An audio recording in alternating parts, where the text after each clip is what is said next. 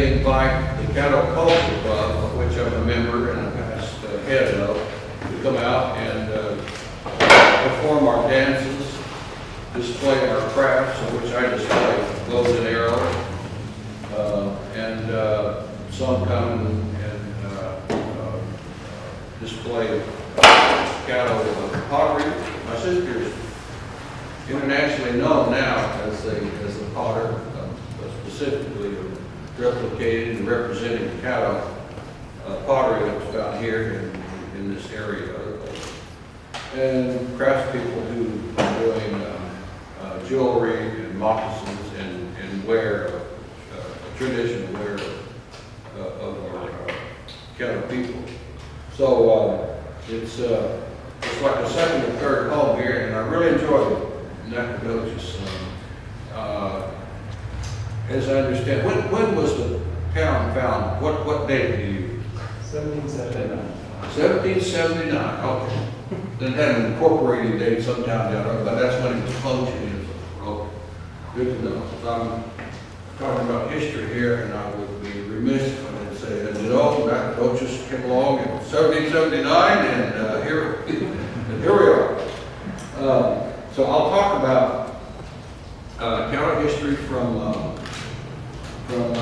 European contact and where we were before or at that time, based on archaeological records.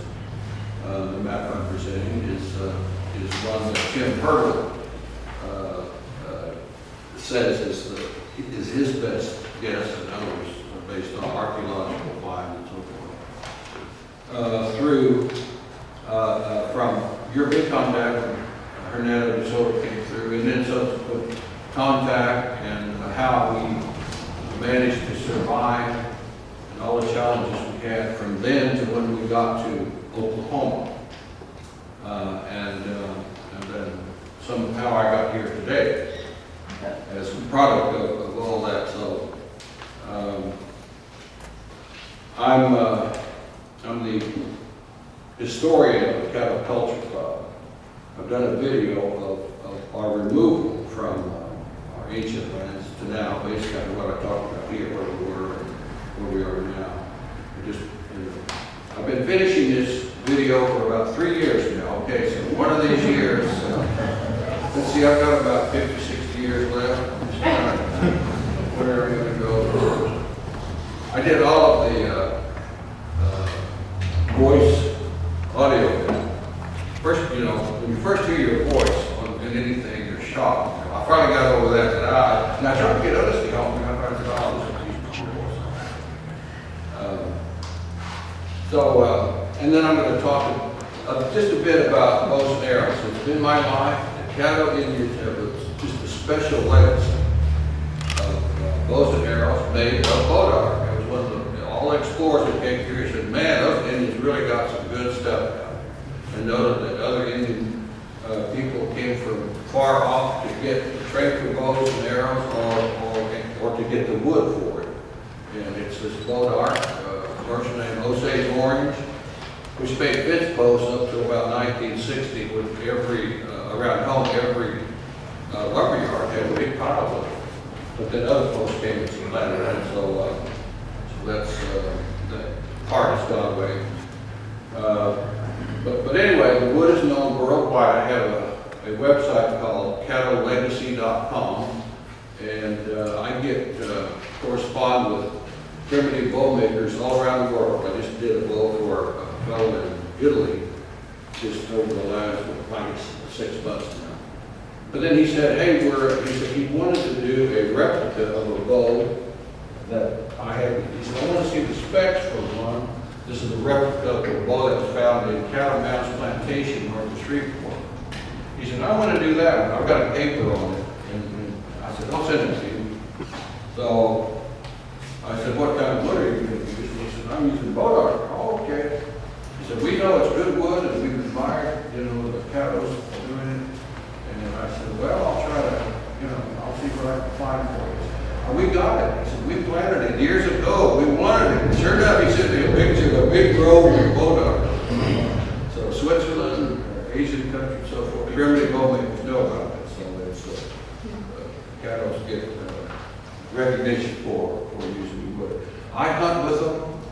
Now, I'm not supposed to go to get all this early, but I will anyway. It's a specialty I've had since birth, and I'm the best cricket and grasshopper hunter you've ever seen. Really, that's how you start, or whatever, just crawl and shoot ants, and it's just that shooting. I love to shoot. They don't learn how to make them with the tools that really, when you're a kid, you can't make a bow like this. You have to get strong enough to use that draw knife. It is so hard and tough to work with. You have to almost become an adult man to do it. So I hunt with them, wild turkey, deer, a lot of squirrels. I shoot squirrel that just knack I have for knocking them out. They're all like from here to the corner of the deal there. Every now and then cook some of them. Who hasn't had fried squirrel here? Gonna point, oh, there's a few. Okay. Jerry really is quite okay. Probably confessionals over there. But we grew up now eating those things. It is the chewiest meat you'll ever come across. I tell people. And somebody out at the counterbound said, yeah, man, we had squirrel dumplings or something like that. And I haven't had that, so I challenged her to get in touch with me, and we'll do it for that.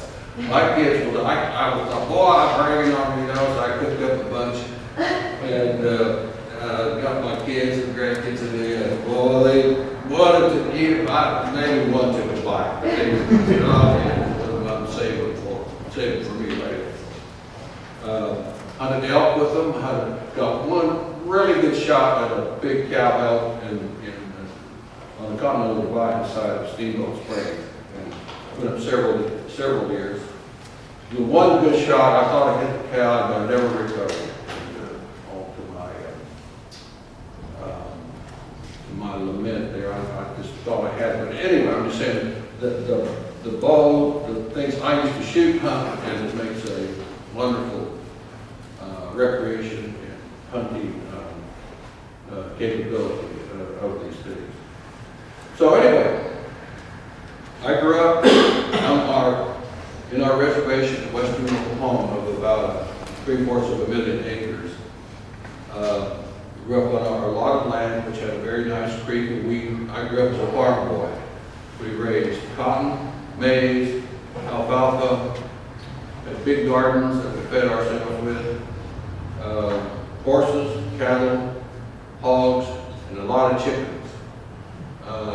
So we were happy around. And cows, we always had milk cows, and you're looking at the champion milk cow. Milk. I guess that's okay. I was the first boy out of 6 daughters. I was the 4th one down, so I got to 6 sisters. And so I got to milk those cows. And if you milk cows, you're on call morning and night, no matter where you are. When that evening comes, sorry guys, I gotta go. I'm gonna go milk the cows. That's a great incentive to get off the farm and go somewhere. I remember when I graduated from high school, I said, I'm out of here. I grew up with my cattle people, but we just happened to be on the western edge of our allotment, so I grew up with Cheyenne and Arapahoes. In fact, our allotment ended up being in their territory, but we were just a couple miles from the school, so we went to the Cheyenne Arapahoe school. These were people, they were the descendants of people who had been in the Battle of the Little Big Horn, and some of the bows and arrows, so I'll show you one later on, were supposedly had been in that battle, and they came out in 1880, settled there, and they built these big schools in Norman. So I have this wonderful heritage of being around them and on cattle people.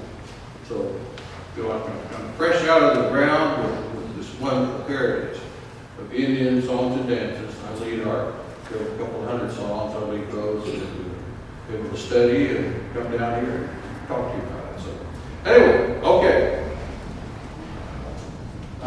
This is a copy of a digital of a drawing on a gorget that came out of Spiral Mouth.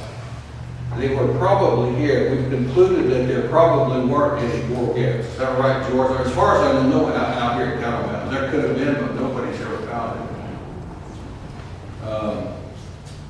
But anyway, the particular kind of bow and arrow he has there is what I've replicated here, back from archery. It's hard for me to get away from my bows and arrows. The curve and so forth. It has a sinew string, which is a magnificent craft to be able to do those, I tell you. But anyway, and this is what I have on my business card and things I send out. I want to say this is Columbus Day and holds a lot of connotations for, big deal for everybody, including Indians. But I like to start with, in particular this day, to do this. What the Native Americans, are there any Native Americans here? There's one.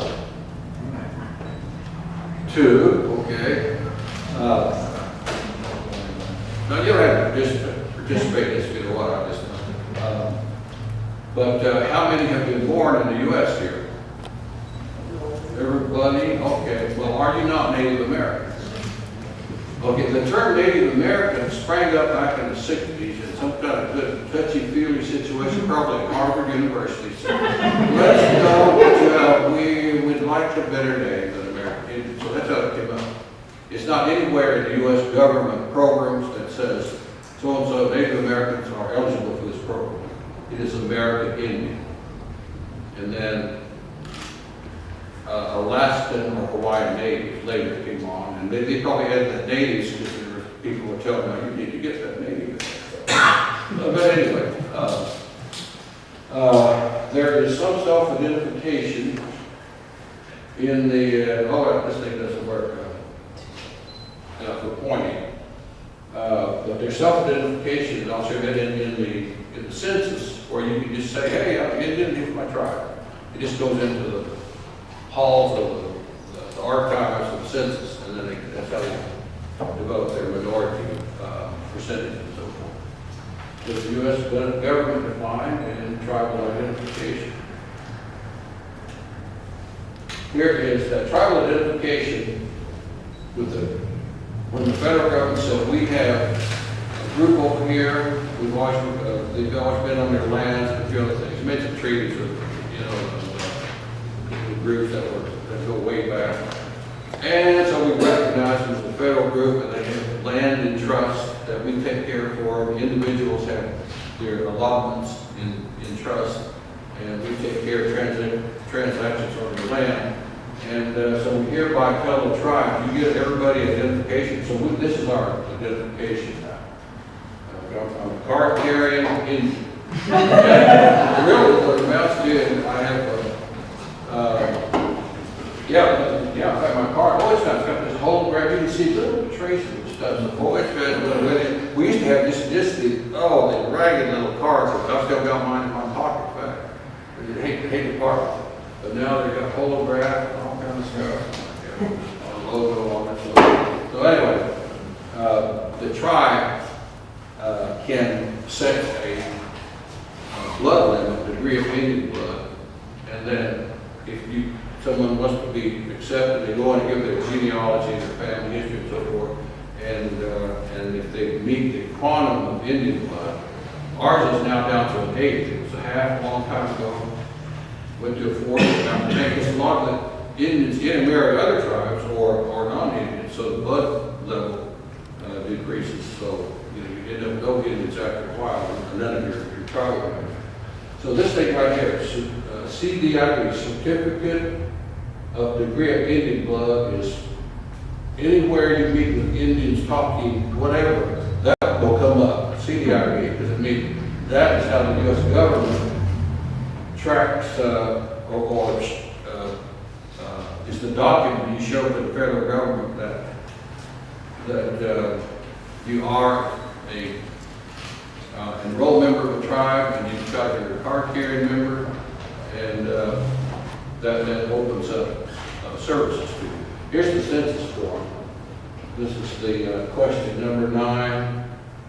White, black, American Indian, and then others down here, Native Hawaiian, And the last one should be on it somewhere. Oh, but it is. So this is how you can identify yourself, or you can just, be proud to be an Indian, or I guess you call yourself Indian, and then you can say that. There's a lot of people know they're Indian and can't document it, but it's in your heart. And we've got, my family says that, so that happens a lot. That's why I'm not wrong. Let me see here. Anyway, I thought that's always a provocative discussion, I think, that people say, what's the Indian? There is some real legal things. Well, for one, once you get that CDIB in your car, you have scholarship availability for higher ed. You have social services available. You have health care to any health service. And it's pretty lousy. If you get Obamacare, come to me, I'll tell you how it's going to be, okay? Me and you will all be lined up someplace waiting, and you get up there and say, man, my heart, well, we'll contract that out and get back to you in a couple of months, and get you a heart scan or break, whatever it is. So anyway, it's a little but those are the benefits that come with being a card carrier in Indian. And there are rules for that the government set up and the tribe set up. I'm going to talk about the periods of Caddo history. Prehistory, European contact, Hernando de Soto first coming through. In a period of 1542 to 1685 that where contact was minimal, probably none, and then LaSalle came through and from up the coast here in 1685. Or I don't think he made it. He was not liked by his men, and they murdered him down in somewhere. I forget who took over. George, who was his lieutenant who took over? Wasn't his brother one of them? I don't know. I don't know that they just kind of scattered. There was a guy named Jutel who wrote a diary about it. Okay, that's right. Anyway, he came up to this 150 years after the first European contact. And then a period here that has some significance and talked about trading and existence. And then the real chaotic period that started 1800 to 1838 and then continued chaos from 1838 up to 1859 when we moved up to we're ushered on into a reservation in Oklahoma, from a reservation in West Texas. And if you know that there was a Caddo reservation in Texas. It was south of Wichita Falls. Nice area. I worked at General Dynamics a long time ago. When I first got out of Oklahoma State University, where I graduated as an engineer, aerodynamics engineer. I worked there for 5 years. And I used to go out to Possum Kingdom Lake and further on to the Brazos River, and I never was to hunt out there, my bows and arrows. Never had any idea that we had a reservation. It's like Graham, Texas, that's where it is. And I'll show you the location. And maybe that's why I never got a deer out there. It was a great spirit. You don't be messing around deer. I got your old home. Any questions along here for this?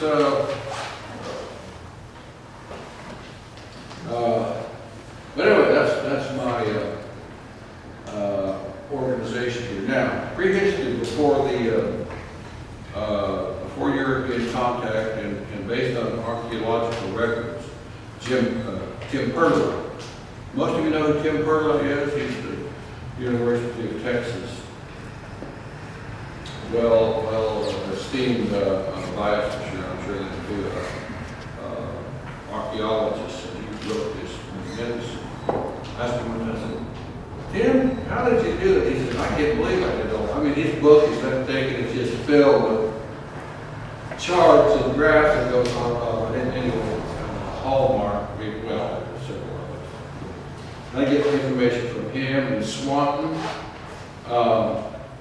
F. Todd Smith, Newcomen, and Meredith Bolton. What else? Oh, Cecile Carter, who was major historian for the Caddos. Anyway, so if my facts are wrong, you blame all those guys, okay? I'm just repeating what you're saying. But anyway, there's a northern section that goes up into Missouri and comes down into the, let me see, where is Arkansas, right here, midway. And those, we found sites there that are so similar that he grouped it with Caddos in the southern group here. The southern group, there's the George C. Davis site right there, which is Caddo now. So you can see we're on the Nacogdoches, then we'll be right there. So the southern boundary will be right down this way, 20 miles, like 30. And on that way, that's south, right? Right there. Tacopon, over that way, Tonkawas, and others to the, down to the coast. So this is the extent of the land. 77,000 square miles. Calculates 200,000 people in an area of Caddos, and a subsistence amount of 2.6 persons per square mile. So that, notice it goes over to, I'm trying to see something. There's the red river's right here. I think that's about Dallas right there. So you can see how it goes over. Goes over to Arkansas, into Louisiana. Nacogdoches is right about in here, I think. You know, we're straight, Nacogdoches is straight over, right? So it would be about right there. So, that's the setting for Hernando de Soto coming through. His entry was from the Mississippi River up northeast here. He found some Indian groups here that are generally called Caddo, but they was kind of, it's like not certain. They're similar things, but they were, as I understand it, they probably are Caddo, but there's some traits, but they couldn't quite tie together. But anyway, we met a bunch of them up here. This would be up in mid-Arkansas, I guess. Does that look about right? But anyway, in our area, around in Texarkana, Arkadelphia, and then roamed around this area, came down into the Hacienda, the Cattle Mounts area, and then back out. He had let me see, 300 soldiers, I'm forgetting about that. And a whole bunch of Indians they had captured, like 500 of them. They were bringing along, a lot of them in chains. He had war dogs that were really trained to catch some Indians, and brought a whole bunch of hogs. And don't know how. Cecile Carter claimed they had, I forget, some fantastic amount. But anyway, that was one of their main sources of food, I'm sure. I mean, they could make a lot of lard, which comes from pig fat, is understand.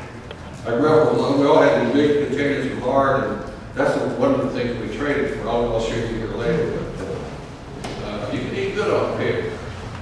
Right, Bruce, would you say that? I'll bet you were. Well, okay. If you grew up on my farm, you would have seen a couple times a year hog butchery. It's a fun time. And then big old hog, holy cow, I mean, they weigh 1,000 pounds, some of those, and doing those, and getting to eat the cracklings later on and all that kind of stuff, you know, and boiling that fat out.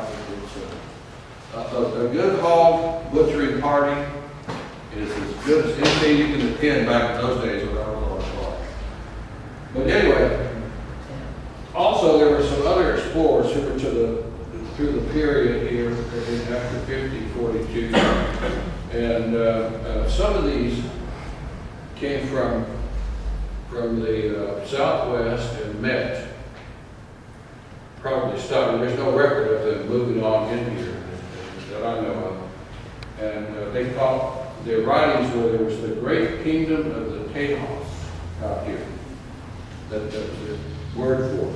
And what we think is that they met the Hacienda out here, and they really bragged about it. So, man, these people, they're industrious, they got these houses, and it was just a real splendid,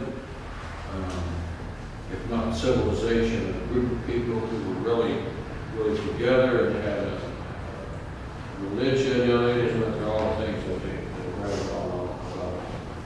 Probably the Hacienda. So, Great Kingdom of the Tejas. I think there's a bunch called the Jumano that they met, kind of hard to pin down.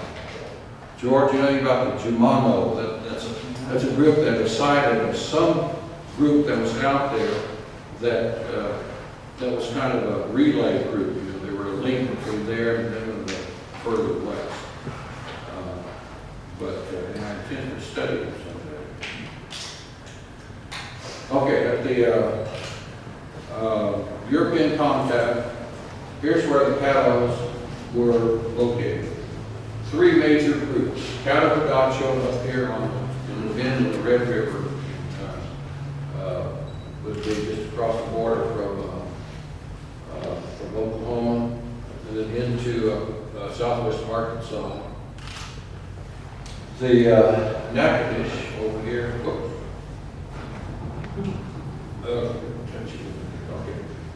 Nacogdoches over Nacogdoches, Louisiana, who weren't, and not too long they merged with us Caddo up here. Of course, this is where the name Caddo comes from. That's what they were, how we were termed. And the Hacienda were out here in Caddo Mountains in that area. So those 3 groups were comprised the major, we all pretty much spoke the same language. There were some others in there, the Dai, my friend calls it, who still lives there, which is in Robley, Louisiana. It's in a no man's land. They would not leave there when we were being forced out. They didn't have to go. It was kind of like they were a pivotal group who everybody used for their own purposes, and so they just stayed there. Tried to help them get federal recognition a few years ago, and they just couldn't establish it.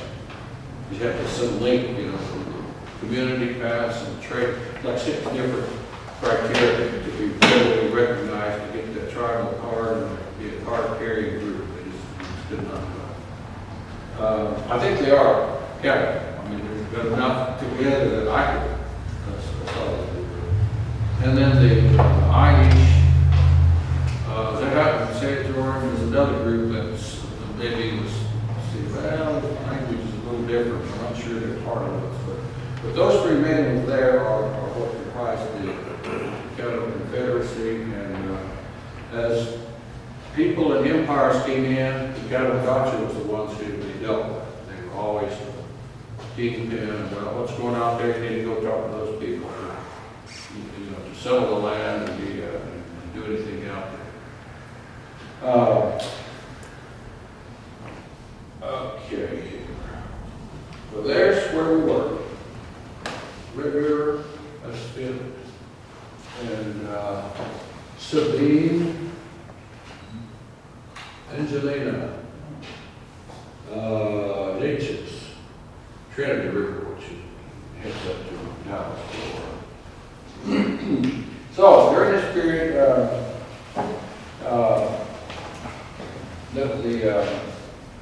the Spanish and the French came up from the east and established Nacogdoches and did a lot of trade. They came to trade with the Caddos and be partners kind of in commerce, and worked out good. We all had good relations with Saint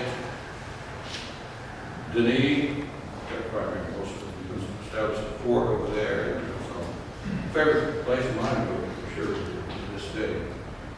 Here's the Dais, as I mentioned, the Aish over at San Augustine.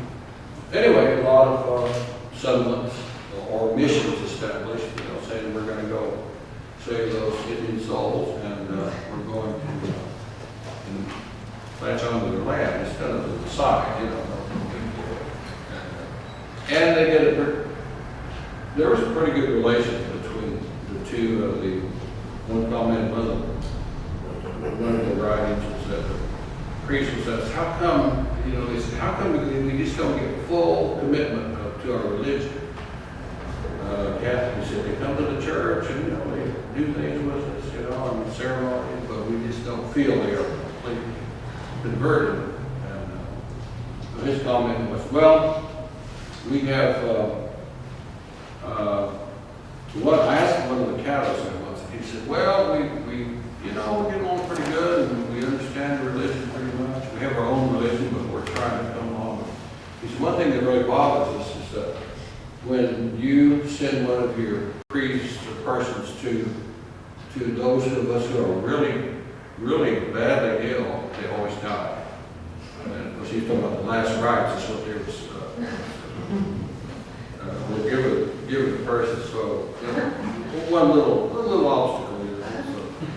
So, and in the Caddos were all well known for having all kind of doctors, almost witch doctors, shamans, you know, all that. What some of the writings say, you can't turn around. There's another doctor tried to, you know, to sway somebody, and anyway, a big deal.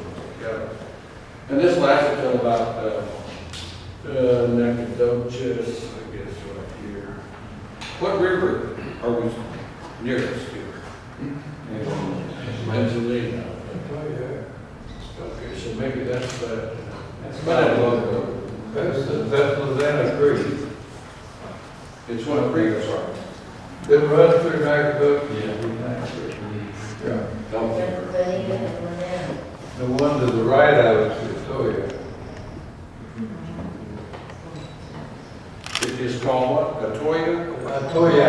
Atoya, okay. There's a town over there that's named Atoy. Is that come from that one? I saw that, so that's probably. But anyway, that's the setting down here now, the Caddo offshore up here. But especially the Hassine, all these little groups are the under the Hassine title. So now in the 1700s, there was lots of contacts developed, Europeans, traders, scallywags, whoever, you know, no man's land, pretty much Spain was claiming it, and U.S. people, some of them, you know, starting to get settled. And so the Indians surviving on this sort of set, really simplistic. The Hassine tended to develop a strong trade to the west of horses. And like I mentioned earlier, when the kingdom of the Tejas developed further, then other explorers came through and said, man, all in Hassine out there, every little grass hut's got a whole bunch of horses out back. You know, so they tended to be the call that fed horses back this way to the other Caddos and other Indians. Guns came from the east and northeast. In particular, the Osage, who was our nemesis and enemy forever, until my sister went up and married one. We finally started Charles Redford, Jerry Redford is my sister. I said, get up there and do something. Actually, we became very good, close friends later as the American Indian religion came along, the peyote-based kind of thing. For some reason, they really tore it, tied it. They really got into it as we did, and so we came back to being really close. Still do to this day. But guns up this way, and then we were trading fur, which is the biggest item, salt, which was up here around Tyler in the area, and other tribes would come over and develop it. We traded them and then traded back to Europeans. Maize, corn, bows and arrows, and then a variety of other things: oil, lard, pottery, tobacco, indigo, ornaments. I've never seen an indigo bush that I know of. Who knows what it is? I mean, it's used, it ends up being a dye, a plant, and it makes this deep color, like maybe different shades. You know, okay, oh, you know. But anyway, indigo was traded, and oil was bear oil, and I'm not sure why the Europeans wanted it. The Indians use it for a lot of kind of mosquito protection and, I'm not sure. But anyway, brother on yourself. Who's a barrel oil aficionado? I know It's much sweeter than hog oil, it lasts longer without souring, and it was the favorite oil of the frontier. well, I didn't. That's a good to know. In fact, I had it in earlier, in my presentation, and I got one of them. You're not gonna put oil in it, not petroleum, so I went back to it. Oh, yeah, barrel oil. And lard from the hogs. That's been a ton of hogs let loose in the territory. So it must have had a lot of these hogs and run off. And I don't see how Cecile Carter, her writing said there was 500 hogs or something like that. You can imagine the full-time job, just keeping them with you, and they're going to run off. They're all over Oklahoma now. You can hunt them. I hunt them quite often. It's a little old, looks like Russian war. It's got a shot of real nice and they're made and all. Then there's a lot of domesticated hogs. Yeah, they're destructive. So that was going on in the 1700s. Now these events here started a chain of events that just really caused the Caddo a lot of problems, and then other games too. The Louisiana Purchase then, which started, okay, we got this great land here, people come on out, people were ready to come on out, and they put a cattle agency in that just to try to handle things. And of course, Louisiana stayed good, Arkansas stayed good, and then the Texas Republic in 1836, which we got a story here, you'd be amazed at for sure. But this right here, this President Jackson Indian removal policy was a walker. Once he started that, he sent the 5 tribes over to Oklahoma, from Georgia, North Carolina, Mississippi, all those areas. But also all the other tribes. I'll show you which ones here. That, Delaware area, Shawnee over there around Pennsylvania. All the tribes said, well, we got to go west. He's going to kill us off, or we pull up roots and go. So a whole bunch of them came. Those that worked in the 5 tribes looked at this area and, hey, no law down there, let's go down there. It was a no man's land pretty much. The Spanish would claim they had, or their Cordoba Treaty that the Mexicans broke away from Spain, started operating. And so this also pulled a lot of tribes down. They were offering land grants to Indians and others. And they offered, like for instance, the Shawnee came south of the Red River and bargained for, I think it was 270 families, and they bargained for, in Spain, he gave each family 160 acres. So, boy, they were happy with them, heck, I'd take 160 any day, I don't have a problem. So, all of these things were starting this big roiling commotion. Probably you had empires of Spain and Mexico, France, the Texas Republic, and others in this area, all vying for control of this area. And so the Caddos were there, and other tribes now in this grand mix. Could probably be more contentious area in the whole world, I say. There's probably a lot of other good candidates for that. But people involved and settlers coming in, so I did we just had a grand, big dogfight all the time, it seems like. Any of you ever seen a good dogfight? I've got 2 pit bulls and they fought a little bit together, they were fluid, and holy cow, I forgot, that, oh man, what a racket. It's frightening. Mentioned other tribes moved into the area. Alabama, the Shaw had kind of come over this way back around 1700, or settled down south of Nacogdoches, 80 miles down that way. And they are still down in Livingston to this day, so they've kind of kind of came and said, we're staying, and they were south of our area, so, not a lot of conflict. But we got along with them well, and to this day, when I got out of engineering school, I went to work at Fort Worth General Dynamics, and so for entertainment, we would come up to Dallas and go around and drink beer and have a really good time. Anyway, we met all these Alabama Pashada guys, and they were the best basketball players. We got a team, Indian team, with Indian tournaments, and boy, we were the best. One of them was the scoring champion at Jacksonville State here. Where's Jacksonville? That way? Australia.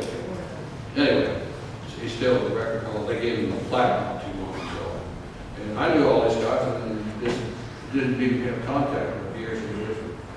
But recently I was working in Houston and having a call up there. And one of the best shooters that we had was the tribal chairman. So I said, okay, we're on good footing right off there. We started talking old times. But anyway,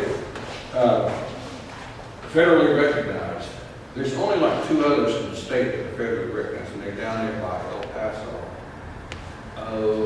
There's another little band somewhere. T-Walk. Yeah. Anyway, in Texas, pretty much the rest of compared to Oklahoma, where you can't turn around and trip it over. So any dog get in my way. Choctaw came over, and some ended up going with us to our final reservation up there, our final resting place. Cherokees, amongst all of these, they were probably the most significant in that they came pretty much already civilized, and they come from Georgia, and part of that John Marshall's prediction or judgment opinion, that they are nations and entitled to their land and so forth. And so, well, that's his law, let him enforce it. That's what it is. He started to remove them. But a bunch of them came down in about 1820 and settled up here, this way up towards Thailand. And so they got to be kingpins. After a while, they got to be the group that the empires dealt with, rather than the cattle. The cattle were over here, split up, and we just kind of lost our strength. And I married a Cherokee lady, a real Cherokee. She's got a lot of land. We got 2 kids from up there. Anyway, came to a sad end, Cherokee. So it wasn't good for them. I have understood that Sam Houston married a Cherokee lady. Some recently people said, no, that's not true. I don't know for sure. But he was real friendly to Indians and probably did a lot to save the cattle and other things. Delaware, why they came out here, who knows, But they're part of our reservation. We've got a lot of good Delaware people up there. Kickapoo came down. They ended up going down to, I think it's Eagle Pass or something like that, way down there in Texas, Spur, whatever it's on Panhandle. Seminole, they came out. Shawnee, just to mention them earlier, they came out and got these land grants. And some of these others were just kind of deals like that, like with the Mexican government who was saying, yeah, you want land, go get it, so, give you a map, and here it is. In fact, the Cherokees got a land grant of, how many acres? Pretty good size. And in 1822, in 1922, 100 years later, they filed a claim for that land. Were denied within the U.S. courts.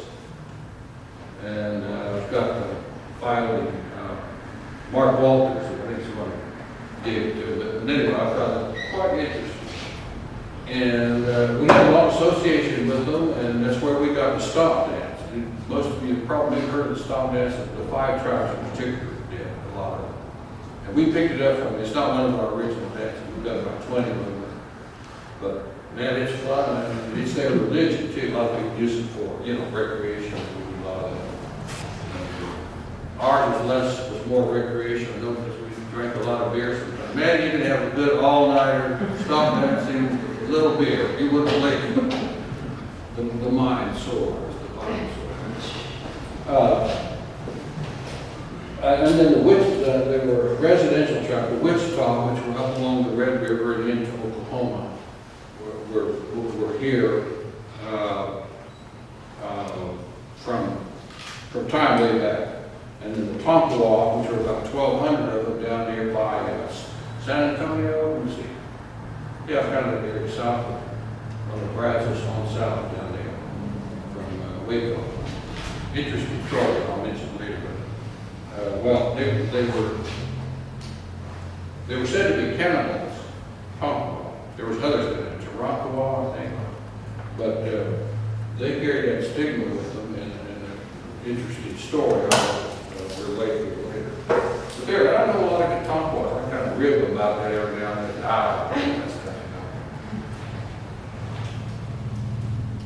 Here was the land we gave up. It's the bend in the Red River down to this lake here. Where's that lake? Caddo. Yeah. And then, let's see, Nacogdoches is way down here. But anyway, we were having, this is in the U.S., remember. There's a bunch of Hacines down here. And there may be some other Caddos roaming the northeast area. There's a bunch of us, especially my group, Nacogdoches, White Bee, and we're on the rivers there, and more close by, County Lake, Marshall, and so forth, some communities they found over there. And we were just having such a terrible time existing on it, and so, and the U.S. government saying, you know, give up your land, you're just not going to do it. We'll give you pay for it. Well, finally did in 1835, agreed to it, and then I think a year later, the agreement was signed by, we signed, the president signed it. And the chief that anyway, he got up and said, he said, I recommend we sign it, give it for land. They're going to take it from us anyway, one way or another. Let's do it, and we'll move over with our brothers down here. And so the treaty said, yeah, we're going to give you $80,000 for the whole deal. And then the stipulation, you have to be out of the U.S. territory within 1 year. At your own expense to move, this is no real help. So we gave it up. We treated in 1835. So that was, of course, Andrew Jackson. And his cohorts. Would he have been president then yet? Probably.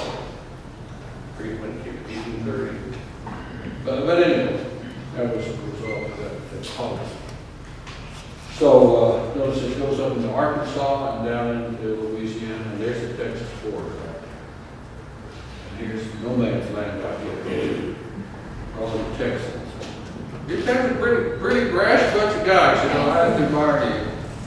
They could beat up on him in football and everything. Hey, but Oklahoma State got rooked out of the wind by the fumble, and I don't know. I don't go on. If I ever get my hands on that referee who blew that call. Locations, okay, 1835, we moved over, and there's a map here that, I'm not sure who did this map, but you can see there's a Cherokee village, that's where the Cherokees was there, Kickapoo village. Washington on the Brazos here, Nacogdoches here, Hacienda was still some down here, but not long after they were having such problems, they moved up with us, so we kind of all congregated around Caddo Lake, Jefferson area. But many moved over to see Hacienda, 1836, and Nacogdoches, which was one of their groups, and then started settling down, clear down to Waco. I think that's about right there. So we were moving all out towards Wichita Falls in West Texas. And having a difficult time, there was in 18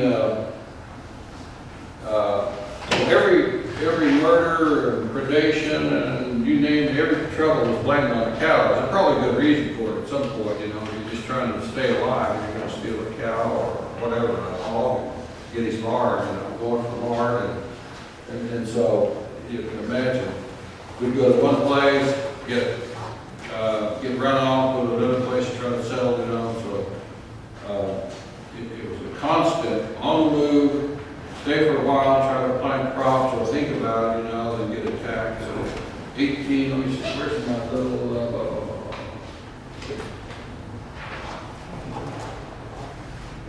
oh, okay, right. Anyway, great trail, good decades from 1835 to into the 1850s, just terrible resistance. Only our songs and dances held us together. Well, about 1836, let's see, the provisional Texas government came along in 1835 or something like that. They were saying, okay, we're going to be a nation here. We've got South Houston, Lamar, and the rest of it. Okay, here's our government, it's going to operate for a year, then we're going to be, declare ourselves a nation. I guess that's how you do it. If we've done this, U.S. and declare independence and become a nation. Anyway, they're having trouble with, this is the time about Alamo, all the trouble from gentlemen from the South, Santa Ana. So they knew they were in for a tussle, and so they were going to enlist the tribes to help them fight. And to do that, they said, we're going to give you a big reservation. Come in and sign it. We came in and signed it, and they signed it, the provisional government, and it included Caddos, the Natchez, which would have been the Hassine out here. But we probably, there's a lot of mixing of Nacogdoches and Hassine, so in some of our group. Cherokees, and then the list here.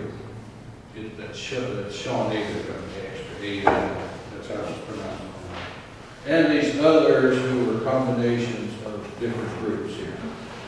I'm not sure. Some of these are part of another bigger group that they got singled out. So we signed a treaty. It was 1,500 square miles. It went from basically I-20 up here down to the Nacogdoches River down here by Caddo Mountains. It was a big hunk of land.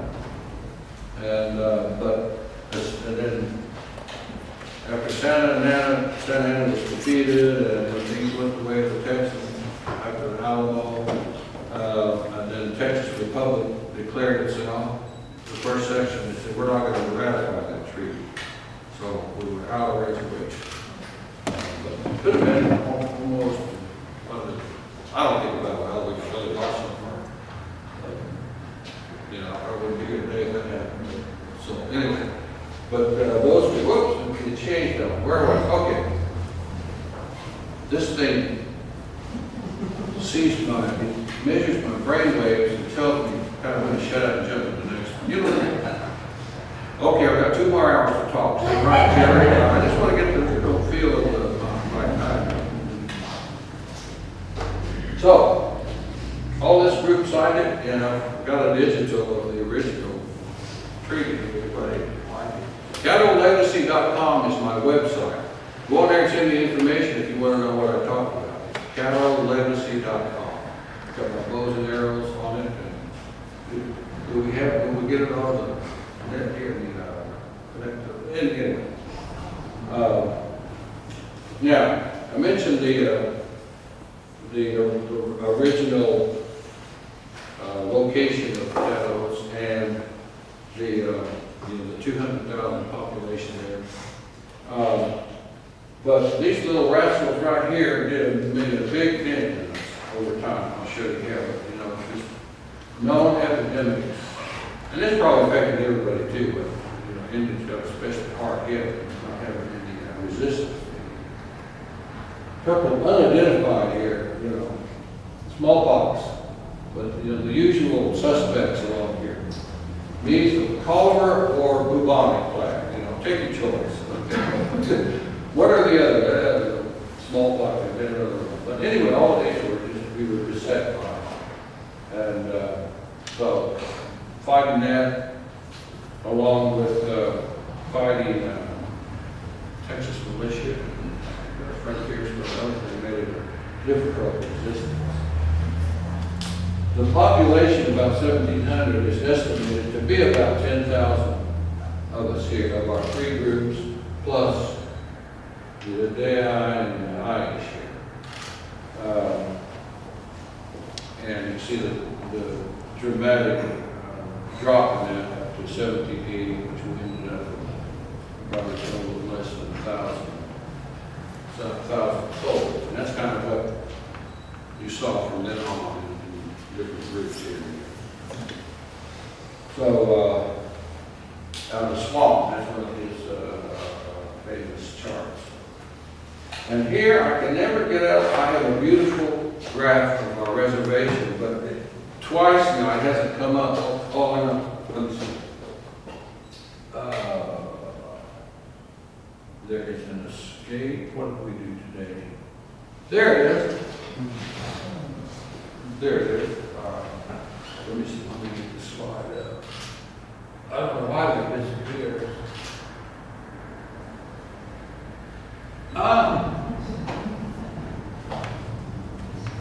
Well, I'll just talk about it here.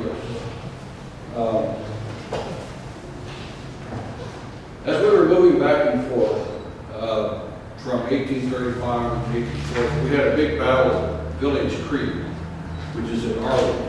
We had a big settlement there on the Trinity River, mainly Caddos, but others there too. But we were attacked by General Terrence group, and there was a Captain in Texas, his name for. He was killed in the battle. But we had a lot of guns and bows and arrows, and we fought them off.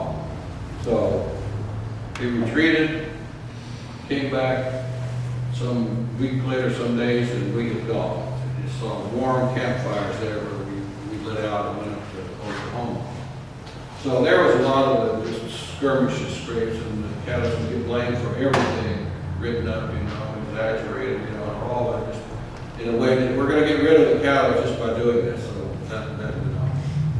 So in 18, and then we had friends, Sam Houston, he came up with this peace treaty with the Wichita, Caddos, Delaware, and some other tribes in 1843 at Bird's Fort near Arlington, and said, okay, come in, we're going to protect you, we're going to, and you'll be a favorite trade partner.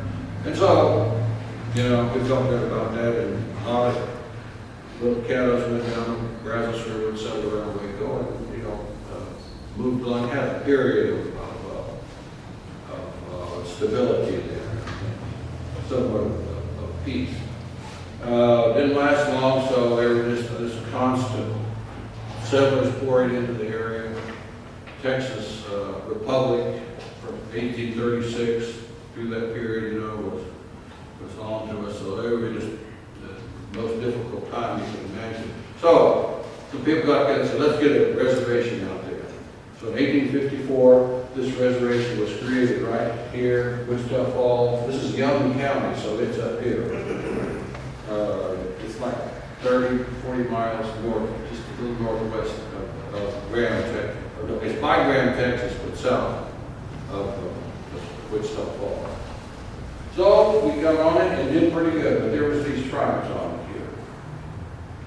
There was Tonkawas here. And there were about this many of us now. Some of us had stayed at around Caddo Lake and over by Shreveport, my group called White Bee, and as during this period, and just after we gave up our land, we just went north, went around and settled with the Choctaws in southeast Oklahoma. So we were there while the others were out here on this reservation. Lasted a while, but there was this constant people coming on, trying to steal and cause trouble. And there was a militia gathered of 300 armed militia.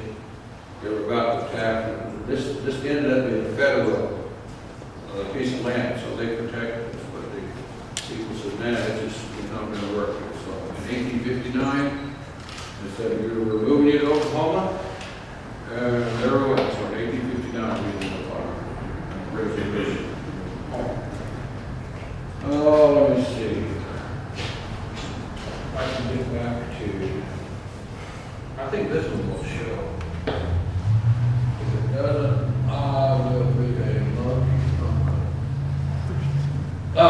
Okay. So, here's the Red River, Texas Panhandle, and here is our reservation. There's one part of this that I'm not sure why. There it is. Okay. That's about 1,000,000 acres, not quite that much. So we came up from down here, there, and some of our other people were over here in East Nacogdoches. So we ended up just about 500 people there out of 10,000. A few made it through. We joined Wichita from Caddo. The reservation was named Wichita Caddo Reservation.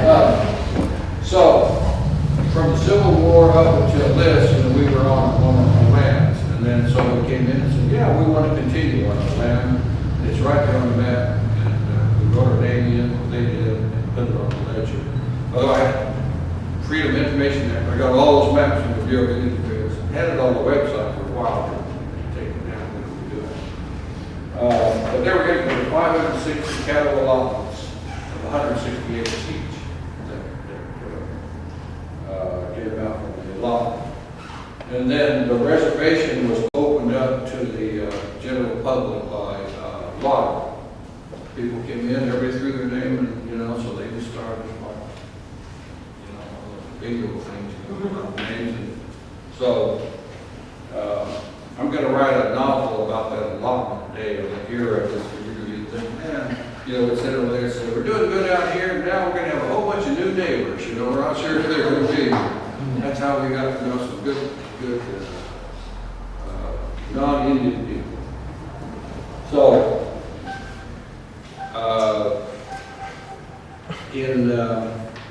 the cattle tribe ended up with a few acres of land that was owned by the government. I think we ended up with about 3,000 acres that we jointly owned with the other two tribes, Wichita and Delaware.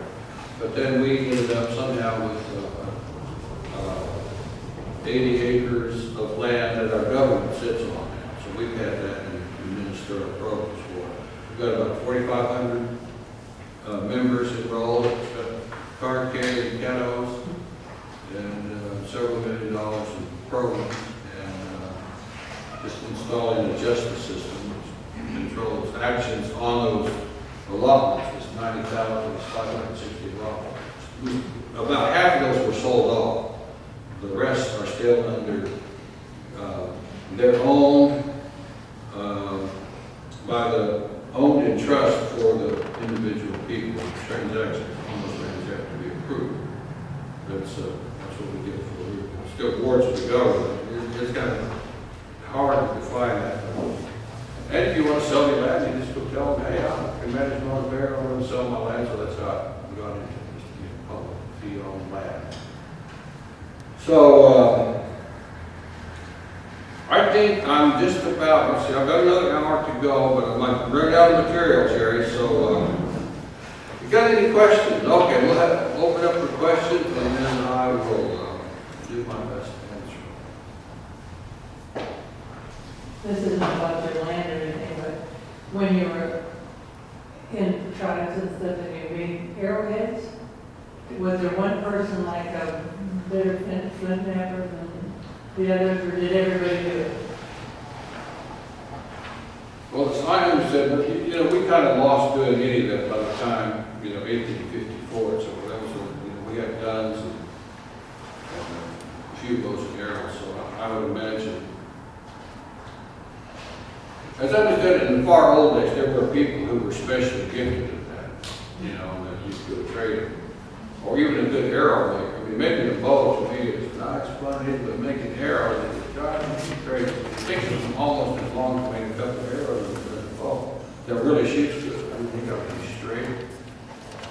Tips got to be good, and feathers.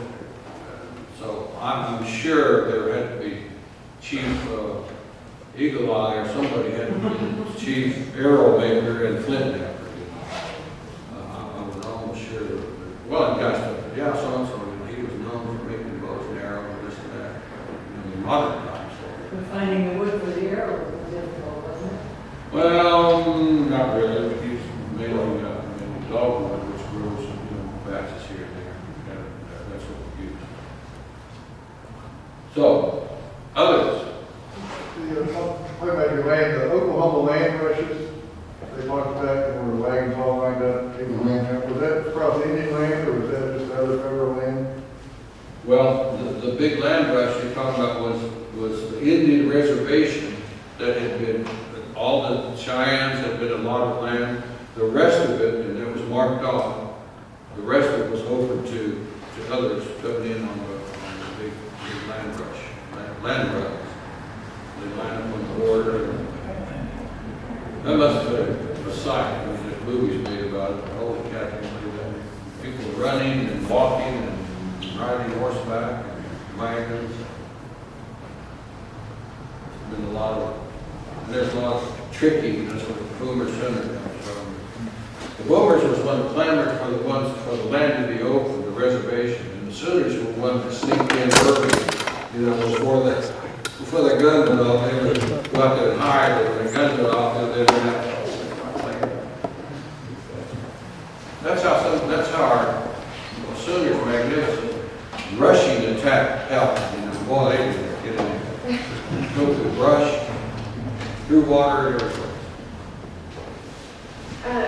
As a craftsman now, how much are you adding that's your own way of working, or are you following mostly tradition whenever you're building your bowls? I just do them like I've always known to do it, and I have some that are different designs, but I usually mainly use just a straight, like this one right here. Is a replica. See, that's just a slab, but that is the best bow I've got. It's about 70 pounds pull and shoots like lightning. And I may hunt it, but it's easy just to open it. That's our standard, what I'm learning to do right there. Some I have, this bow here is a bow that comes from the northeast or the northwest of style. When Indians, the bows that Indians had around Plymouth Rock in the 1600s, they were like this. Flat lens, wide, with a handle. There's still some in the museum, people in the museum. So I make that. And the Northwest Indians had a bow like this too. Wide, flat lens, with painted all kind of designs on them. I'm glad you asked that, and this is looking to the end here.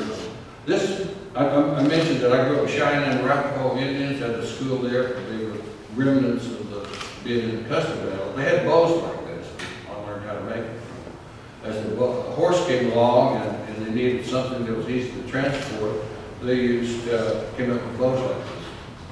That's the triple curve, set back here, and then recurve tip. This is a bow dart piece of wood here. But I glued sinew on the back of them that makes it like a fiberglass backing and almost unbreakable. In fact, the last year or so, I've had a kid. I hadn't strung it up in, I'll bet you, 30 years. And I needed one for the kids, so I thought, well, I'll try. You don't know what, you know, I didn't know what the vacuum would do. It might just, you know, break or fly away. And so this has been shot several hundred times out here at Caddo Mountains recently, and other places too. I even shot it myself. Hey, that looks good. You know, I see big old guys just pull it, you know, and I probably just quit thinking about it. But this is a bow you would have seen in the Battle of the Little Bighorn. And we have been firing arrows. I've got an arrow with a short bow like this, black elk. You probably know the Lakota Sioux, you know, Black Elk Speech, that book, you know, he was a Sioux medicine man. He has a ride, he was in that battle when he was like 13 years old, but he had a bow and arrow. And one of the writings said, a soldier stumbled out who had been wounded, and he put him down with his bow and arrow, and one of his elders demanded he go over and scalp him. And he either wouldn't do it, or was so hesitant that it was kind of a shameful episode for him. But anyway, the people who I grew up with, Watan, a Arapaho chief, had a bow like that. I've got a picture of him. Not him, but his son, who was one of our elders. And I grew up as a Southern Baptist, believe it or not. And we had a lot of people trying to save our souls, Nazarene, Methodist, who else? Southern Baptist. And a lot of good people took all, you know, I just never, we went to their church, we still had our own Indian religion. And made good friends with them, all good people, good intentions, you know, and you come away with their teachings, you know, that's what I say. Go to church, learn all good ways, you know, so. But anyway, that episode there on the reservation. But this is, I'll take a look at that. It is something worthy of inspecting, I say. Yes? Did that start as a flat piece of wood and then you soaked it and bent it? Yeah, I got a way of doing it, I just put it over a campfire or a good gas flame or even electric flame, burner, and get it hot enough, nice and thin, and wet it up good, and they'll bend up just like that. And to use a bow like that with a double curve versus the totally flat one, I mean, what does it feel like to someone that? They are a little different. They just have, I don't know how to explain it. These longer, bigger bows are nice, easier to shoot. These have a little shock, they're just, it's all right near here, you know, and it's a lot of things moving, and you get a good choke out. What's the length of that hub compared to the other? I think this is only 42 inches. 40. Anybody want to guess?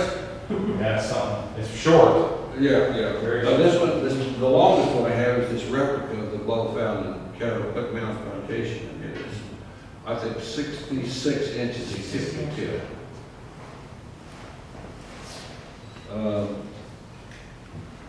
And this is a bow I've hunted with. It's got a lot of deer and turkey and squirrels and you name it. I've never shot a grasshopper with it. Maybe not start. Well, I'd encourage you to stick around and talk to Mr. Cross. Any last minute questions? You know, he'd be glad to talk to you about the bows and whatever. You may notice that you have some evaluation sheets for tonight's program. We appreciate the feedback about that. And also, if you have not signed our guest book, please do. But